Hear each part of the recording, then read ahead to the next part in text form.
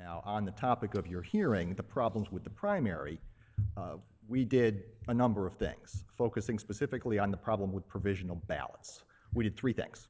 First, we conducted, in conjunction with the state board, or the local boards, Baltimore City, but the other locals helped us with this, essentially a forensic analysis to see if we can identify the scale of the problem and where it occurred. And we were able to isolate on a precinct by precinct basis Really? exactly how many provisional ballots were improperly scanned. None of them should have been scanned under any circumstance. Right. So it is a mistake at some level for any provisional ballot to be scanned, and we knew, based on the math, how many were scanned at each precinct, and it was over 1,000. And just, I Citywide. mean, sometimes I'm a teacher by profession.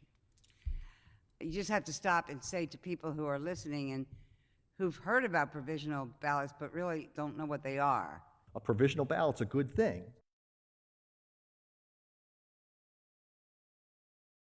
because if you are not on the list when you go Right. to check in, rather than turning you away, Right. we allow you to fill out a provisional ballot so we can double check to see whether you are just registered at a different Yeah, precinct sometimes the or not computer has it eligible at wrong. all. But until we've made that determination, that vote shouldn't be counted and shouldn't be scanned. Because Right, once it because- is, you can't uncount it. And that voter may be ineligible, What a he may be mess. ineligible in that precinct, he may be voting for races for which he is not eligible to vote. But once it's in there and it's scanned, it's counted. So that's an improperly And counted vote that it's we like an cannot orphan remove. child. I'm sorry? It's like an orphan child. And you can't put it back together again. Yes. That's a mixed metaphor. And it shouldn't happen. So the second thing that we did was to try to find out how it happened and why. And after the fact, that was difficult, because as you've pointed out, the ballots are indistinguishable once they're scanned. And all we know is that either an election judge improperly scanned it, or an election judge improperly permitted a voter to put it in the scanning unit. And we can't How tell did why. you know it was provisional? I'm sorry?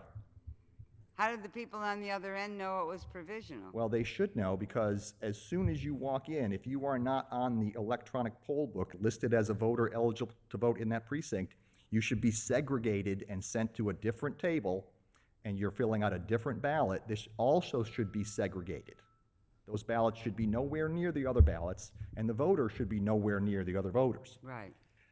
And it's a problem if that breaks down, and it broke down on a wide scale. Yeah.